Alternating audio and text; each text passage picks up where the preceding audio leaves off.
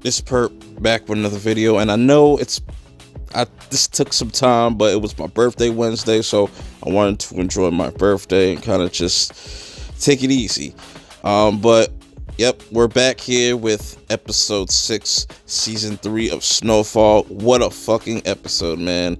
Like, comment, subscribe if you're new, and follow me on Twitter at PerpMinded. With all that being said, let's get right into this review. So it opens up with, Alton talking to Franklin's mom, Sissy, about Franklin, and I'm sitting there wondering, like, what did they have to talk about?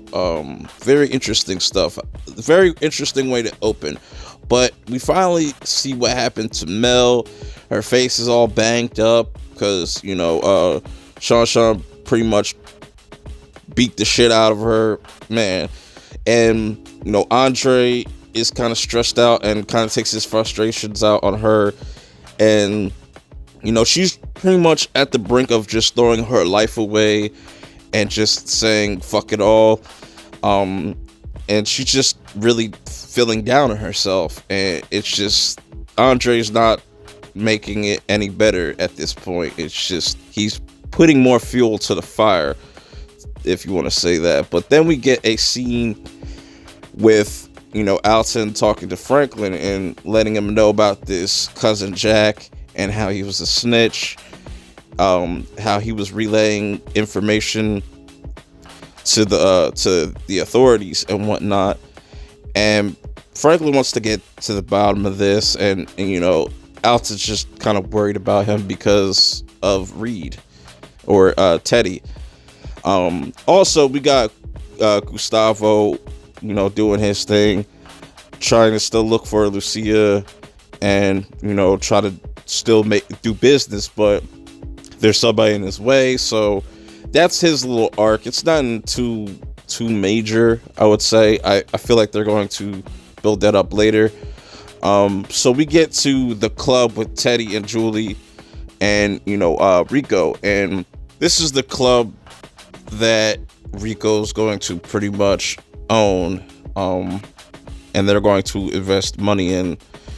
Very interesting stuff, man. I really want to see where Teddy and Julie's relationship goes from here, like their business relationship. But speaking of which, Franklin pulls up to Avi's residence, pretty much his house, and pretty much tells him, like, I need my money, but I'll give you 48 hours if you tell me everything you know about Reed Thompson. And, so Avi agrees, and, Franklin goes about his business.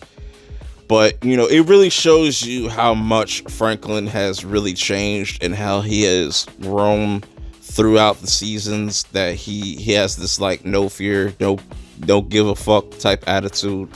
But anyways, he continues to do his research, everything you can find out about the Black Panthers, and, looking into the whole, his cousin Jack, just to see what really went on. Meanwhile, Julia has a meetup with Agent Tony, the one that was working with Lorena, and he starts asking her questions about, like, what happened to her, why is she going missing, and he's really trying to get to the bottom of this, and she has no clue what's going on. But he knows about Reed Thompson, but he doesn't know who Teddy is. So that's going to be really interesting to see how that plays out. Meanwhile, we have, Mel's friends show up and kind of give her a little pep talk, saying, hey, we got to go to this party, but don't throw your life away, because, Mel's, like, on the edge of just throwing it all away and just saying, fuck it. But we'll get back to that very shortly into this review. We get this meetup with Franklin and Teddy, and he kind of tries to put some pressure on Teddy, and he's really curious to know everything about him. What's his motives? Why is he doing the things he's doing? You know, he has his suspicions, and he lets Leon know, like, I'll let you know once I figure everything out. And I think he just mainly wants to take the Connect away from Teddy. Who knows? But we get this scene where Julia pretty much confronts Teddy about Lorena, and he pretty much tells her everything, and he doesn't even hesitate, which is very interesting. Like, I like the parallels between Teddy and Franklin. They're very similar in a way.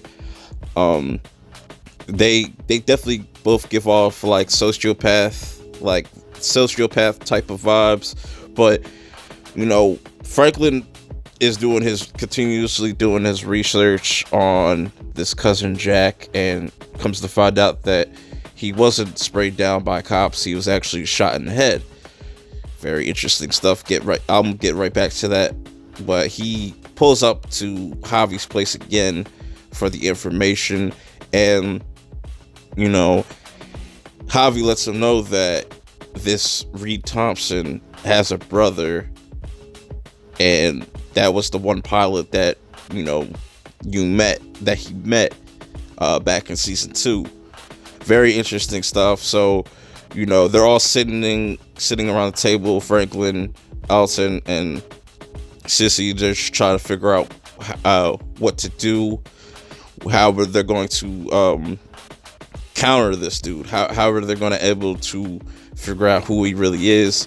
But Franklin also asks him what really happened to, you know, cousin Jack, and Alton pretty much tells him, like, yeah, I had to kill him because he was a snitch, he was a rat. Really interesting stuff there. Makes sense for how they introduced him in the beginning of this series, how he kind of came off homeless. But anyways, let's get to the meat and potatoes, the ending of this episode.